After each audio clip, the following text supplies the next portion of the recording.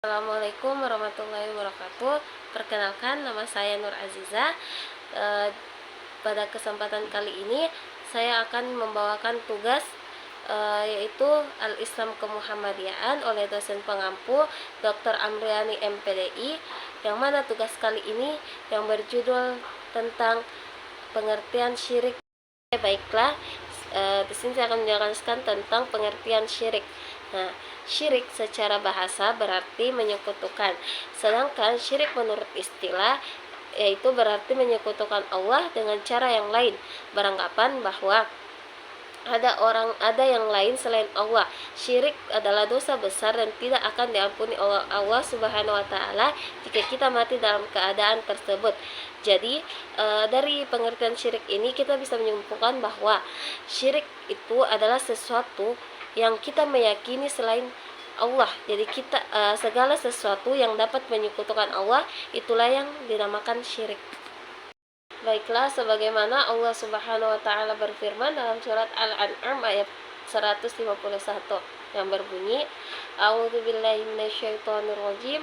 Qul ta'alau atlu ma harrama rabbukum 'alaikum alla tusyriku bihi syai'an wa bil walidaini ihsana wa la taqtulu auladakum min imlakin nahnu narzuqukum wa iyyakum wa la taqrabul fawahisha ma dhahara minha wa ma batan wa la taqtulun nafsal lati harramallahu illa bil haqq dzalikum azka Zalikum wassakum bihi la'allakum ta'qilun. Yang artinya, katakanlah Muhammad, marilah aku bacakan apa yang diharamkan Tuhan kepadamu, janganlah mempersekutukannya dan dengan apapun. Berbuat baik kepada ibu bapa, jangan membunuh anak-anakmu karena miskin. Kamilah yang memberi rezeki kepadamu dan kepada mereka. Janganlah kamu mendekati perbuatan yang keji, baik yang terlihat maupun yang tersembunyi. Janganlah kamu membunuh orang yang diharamkan Allah kecuali dengan alasan yang benar. Demikianlah Dia memerintahkan kepadamu agar kamu mengerti. Nah, dari ayat tersebut Allah Subhanahu wa taala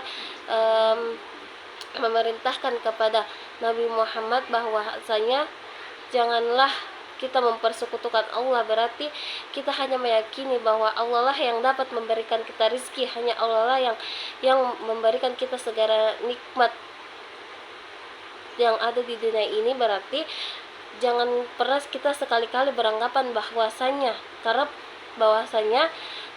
seorang anak perempuan itu adalah penghalang rezeki terhadap orang tuanya, karena sesungguhnya yang dapat memberikan kita rezeki itu hanyalah Allah.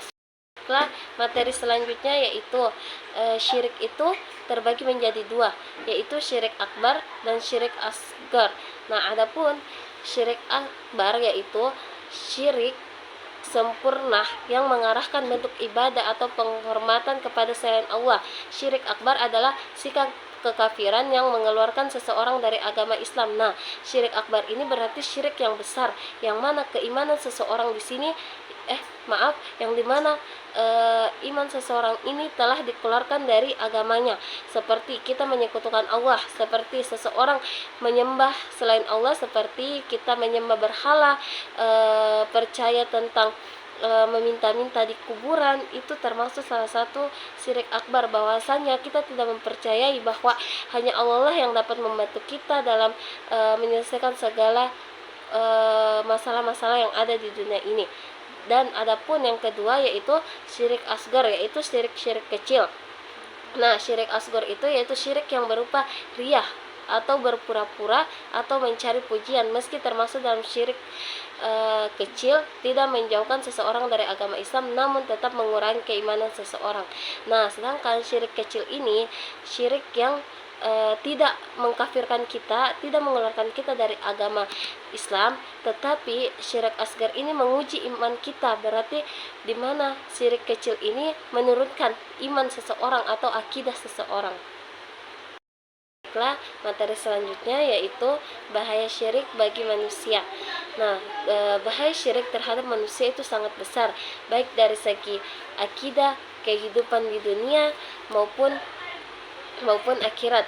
Nah, berikut ini ada beberapa penjelasannya kenapa bahaya syirik sangat bahaya terhadap manusia. Yang pertama yaitu dosa paling besar.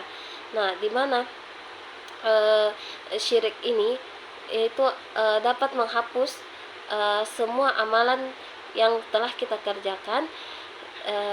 Dan adapun syirik ini yaitu dosa yang paling sangat-sangat besar yang tidak akan diampuni oleh Allah Subhanahu wa taala jika kita tidak bertobat, sebagaimana Allah Subhanahu wa taala berfirman dalam surat Az-Zumar ayat 65 yang berbunyi, jika kamu mempersekutukan Allah, niscaya Allah akan menghapuslah amalanmu dan tentulah kamu termasuk orang-orang yang merugi. Sebagaimana ayat tersebut, Allah Subhanahu wa taala telah menegaskan bahwasanya dosa syirik itu jika kita tidak bertobat, maka Allah Subhanahu wa taala tidak akan mengampuni dosa-dosa kita. Nah, dan adapun yang kedua yaitu menghapus amalan kebaikan. Nah, yang kedua ini yaitu jadi dosa syirik ini dapat menghapus seluruh kebaikan kita yang ada di dunia ini. Amalan ibadah kita akan sia-sia jika melakukan dosa syirik, sebagaimana Allah Ta'ala telah berfirman dalam surat Al-An'am ayat 88. Nah, dan adapun yang ketiga yaitu kekal di neraka. Nah, sebagaimana Allah Subhanahu wa taala telah berfirman dalam surat Al-Maidah yang artinya berbunyi, syirik membuat pelakunya tidak masuk surga. Nah, maksudnya dari surat tersebut Allah telah menjelaskan bahwasanya orang yang melakukan dosa syirik tidak akan mencium bau surga, apalagi akan masuk ke dalam surga. Oke, baiklah. Dan selanjutnya yang nomor 4 yaitu menjadikan manusia hina. Nah, kenapa demikian? Dosa syirik dapat menjadikan manusia hina karena secara tidak langsung manusia itu adalah hamba Allah. Jika dia berbuat syirik, berarti dia menghina martabatnya sendiri, karena Allah telah menciptakan, karena ia telah menyekutukan Allah, berarti dia merendahkan dirinya dengan menyembah makhluk yang lemah seperti batu, manusia, jin, atau benda lainnya. Ini adalah bentuk kehinaan terbesar sebagai manusia. Dan juga karena kenapa disebut menjadikan hina, karena melepas diri dari kemuliaan tauhid dan menjadikan budak nafsu dan setan. Nah, karena dosa syirik ini telah mengeluarkan kita dari tauhid atau kepercayaan kita terhadap Allah dan menjadikan budak hawa nafsu dan setan itu dibandingkan keimanan kita. Dan yang keempat itu kita akan dihina di akhirat. Jadi bukan cuma di dunia saja kita akan dihina karena melakukan dosa syirik, tapi juga di akhirat kelak. Dan adapun nomor 5 yaitu hidup penuh kerusakan dan jauh dari berkah. Nah, sudah jelas di sini bahwasanya hidup kita setelah melakukan dosa syirik yaitu akan dipenuhi dengan kerusakan, yaitu memiliki pegangan karena kita tidak memiliki pegangan hidup yang kokoh. Ia bisa menjadi tidak bermoral, mudah putus asa, atau mengikuti hawa nafsu karena tidak lagi menjadikan Allah sebagai satu-satunya tujuan hidup, dan akan jauh dari keberkahan terhadap Allah, karena sebuah keberkahan itu adalah membawa manfaat, bukan membawa keburukan.